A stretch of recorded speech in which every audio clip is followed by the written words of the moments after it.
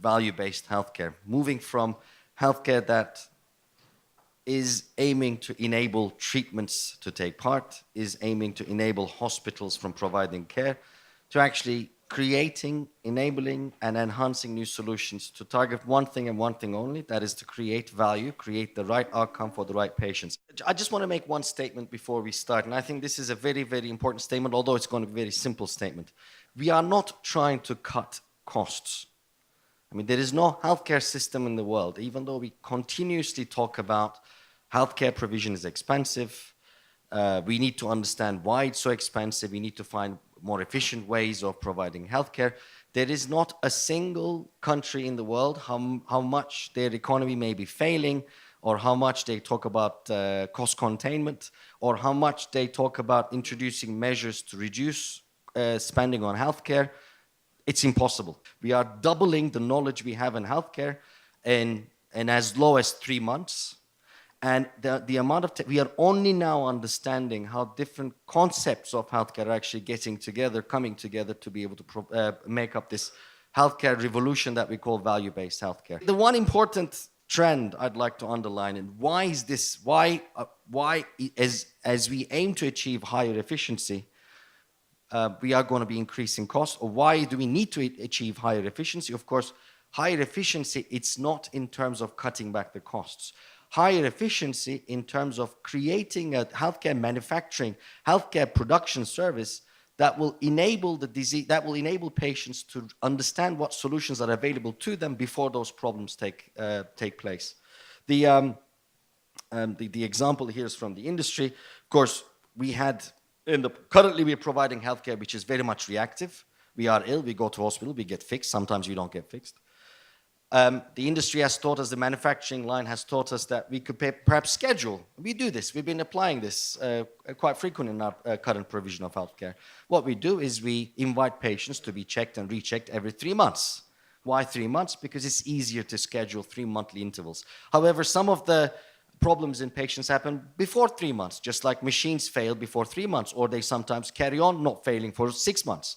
So it's provide some level of efficiency. The ultimate objective is, could we be able to set this scheduling? Could we be able to create this schedule for individual patients? Could we as patients be able to estimate when we're going to require that healthcare? Do we need to wait for the next doctor's appointment to be able to understand that immunology drug that we have is only the first line of treatment? We have 3 more lines available to us, but the physician said, oh, let's wait for 6 months. So I think this is the very important fundament of understanding why value-based care is necessary. Number one, costs will not go down. Number two, we have tremendous amount of space to gain in terms of improving efficiency so that we can provide more new technologies more quickly and more effectively and more widespread fashion to the patients. Healthcare system perspective, provider perspective, and patient perspective are the 3 main fundamental elements, stakeholders in this dilemma, in this equation. Healthcare system, of course, sets the rules that we perform or we provide healthcare services to the population. If the rules are set wrong, if the incentives are not accurately defined, then you end up with systems that are not efficient. Providers will only be interested in reimbursement within a certain amount of time. We have budgets, we have drug budgets that are running from year to year. Now, we want to talk about outcomes, we want to talk about risks that both the manufacturers and the healthcare providers face. We're going to have to understand how the providers will need to expand that scheduling that they're also performing in.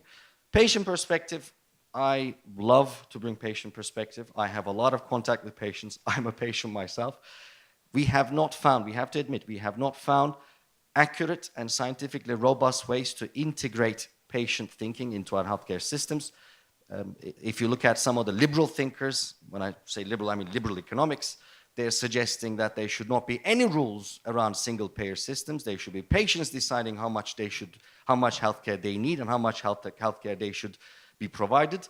Well, of course, we know if we rely on single-payer, if we rely on patients deciding exactly and entirely on what journey they should be going through, the cost will be absolutely uncontainable, and we're going to be in the mercy of providers, in the mercy of new technology developers on what they think the value of their technology is. So probably the solution is somewhere in the middle. For the people who are here, we are not always here for the benevolent objective of how do we improve healthcare. We also want to do business. If our businesses, if our technologies do not create income, if they cannot create profits for our businesses, obviously these new technologies will not be able to be adapted.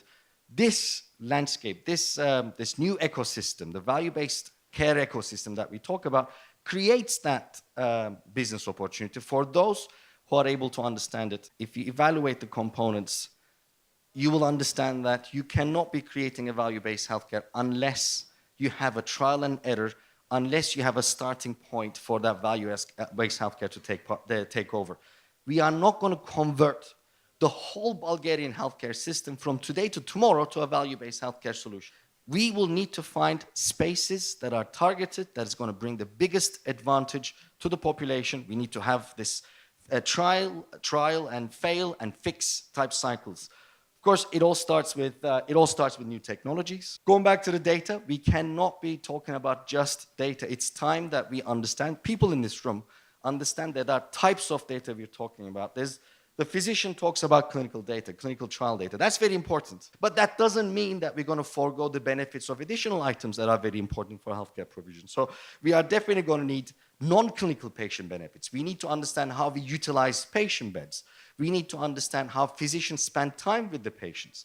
That's going to form the supplementary information that will allow us to measure the efficiency with which we're fixing the healthcare system. Finally, of course, the social benefits of the care provision would have to be assessed. Some patients will require to understand their disease, to require to see the images themselves, just like the online surgery, the 3D surgery example. Some patients will want to see their surgery back after it was performed. But not everybody will want that. Not everybody will want the social benefits of the choice. Some of the patients will want the physician, will want their GP, their nurse, to make the choice for them because they don't want to be involved. That is a social right that we have to recognize. I'm going to revert back to the final completion of that cycle, very, very crucial. Unless we think of new ways of contracting between organizations, and let's think of three main organizations. These are the technology providers, these are the care providers, these are hospitals, clinics, private hospitals, and finally and fundamentally the single payer system, your national payer systems.